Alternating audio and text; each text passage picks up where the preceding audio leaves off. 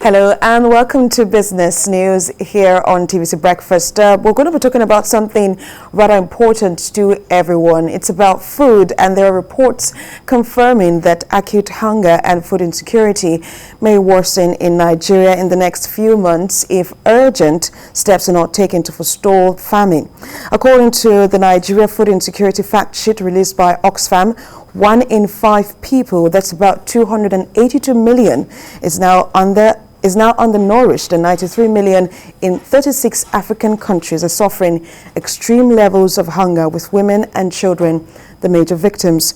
While some populations in conflict-affected areas in the northeast are now projected to slide into catastrophic food insecurity from June 2022 onwards, it was learned that some of the states might start to experience food crisis even earlier than June, with the fear that the magnitude intensity may be deeper than what the projections anticipate. Well, let's bring in a business consultant now to discuss the food insecurity in Nigeria and possible solutions to this damning situation. We have Vivian Ani. She's joining us via Zoom. She is the managing partner for Highnet Resources Limited. It's good to have you join us this morning. A rather disturbing report now from Oxfam saying that we might start to experience food insecurity. It might start to stare us in the face by June 2022. First of all, talk to us about how do we begin to take serious issues around food production hubs and improved transportation storage and insecurity. How do we protect ourselves from this situation? All right, thank you very much, and thanks for having me. The food crisis thing is real, because think of the fact that the bulk of the insecurity problems in Nigeria, both insurgency and banditry, have been very focused on the north. And the north, we all know, is that's where most of the food in Nigeria is produced and then is sent down south, and then the south does a lot of the consumption. So once you have problem in the production center, which is the north, there is no way that it's not going to spiral into looming crisis. Now think of this: we have almost 3 million IDPs in the north. That's internally displaced people. There was a report that said that even with some of the security successes that have been recorded recently, people can only go to farms that are very close to their houses, or go to farms about 50% of the time. And that is why you see that in the last couple of months, food prices have just been going through the roof. So food prices are high everywhere. They're high even in the north where it's grown, for these insecurity reasons.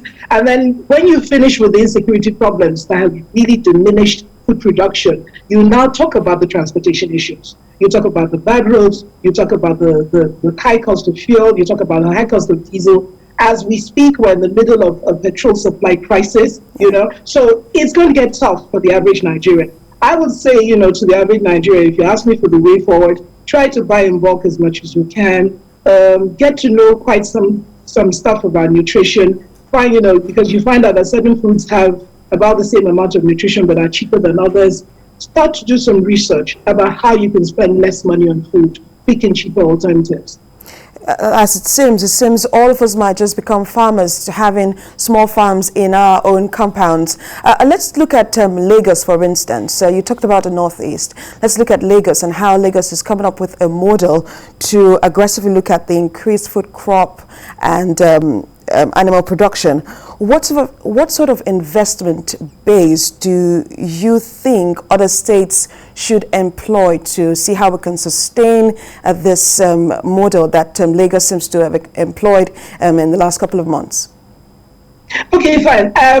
I would not focus so much on the Lagos model, but let me say certain things which are global best practices when it comes to agriculture.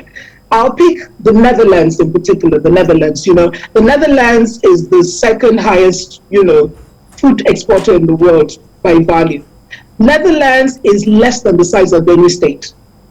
Now, so the question we might ask is, other countries who have gotten this food production thing right, is how did they do it? Netherlands moved away from open grazing, that's the one you do out in the open, and they moved to greenhouse farming. Now, for anyone who has studied agribusiness on an operational level, greenhouse farming has a lot of superior advantages over open grazing. Number one, you need less land. Number two, you can control the conditions in the greenhouse. Number three, there's some greenhouses that are not as expensive as the more sophisticated ones, so that even though it's more expensive than open grazing when you look at the cost of initial equipment, but because of the superior advantages it holds over open grazing. One of the advantages in production being that with a greenhouse, you can do 10 times as much per hectare. So if you're doing 1 ton on open grazing in an open farmland, you can do 10 tons of many kinds of the same crop when you use greenhouse farming. So I think, based on all the issues we've talked about, it is very, very, very important that we bring the sources of this food closer to us. And because in the South, we don't have that kind of land expanse that the North has. And at times the climate might not be as favorable as the climate in the North are for certain crops. If we can move away towards controlled farming through greenhouse, that what it now means is that even somebody in Lagos State can actually look at a very small piece of land and be able to do greenhouse farming, and his or her output will not be restricted to the equivalent in open grazing. So these are the kind of issues we should look at in Nigeria, because insecurity is real in Nigeria. Yes, we're battling it, but we don't know when we're going to stop battling it. So if we can bring the farming production areas much closer to the areas where it is actually being consumed, you remove the problem of transport cost, you remove the problem of bad roads, you remove the problem of needing large expanse of land, and I could just go on and on. So these are one of the ways that we could do this. Netherlands has done this very successfully. Some persons, of course, will talk about the issue of research and value addition. This still remains a blind spot, when they were yet to focus on and reap the proceeds. How much of a transformative twist will a bigger incorporation of research have on this? Oh, a lot. Now, think of this. 50 to 60% of the fruits and vegetables that are produced in every year in Nigeria are wasted. They're wasted because they get spoiled.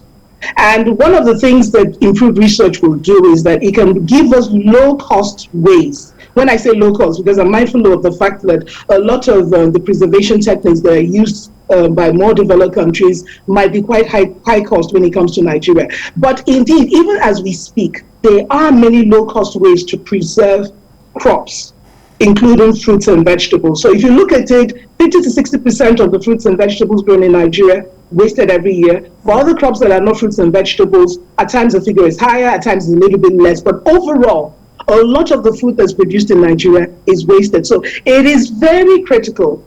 Now, a lot of the research has been done, because if you examine the research literature, you see that so much has been done on food preservation. But the problem is, between this research being done and it being able to be, to be drilled down to the farmers, because it's one thing for you to do research, it's also another thing for you to be able to circulate that kind of information to the people who need it most, who are the farmers. Another thing is, once the crops leave the farmers, there's some preservation things that you will do at the farmer's level. Meaning, when it comes out from the field, there's some things you will do to save the crop. But you must also create structures, systems that will take it from the farm, that will preserve that crop from the farm to the time it gets to our tables. Now, Nigeria is also lacking in that.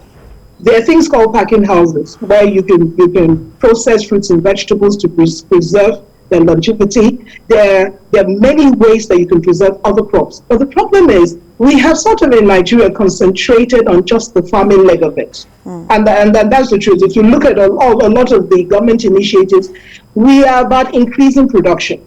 But while you're looking at increasing production, you must also think about preserving production. And of course, because if you can preserve production, it's a huge step forward, and the figures will drastically improve.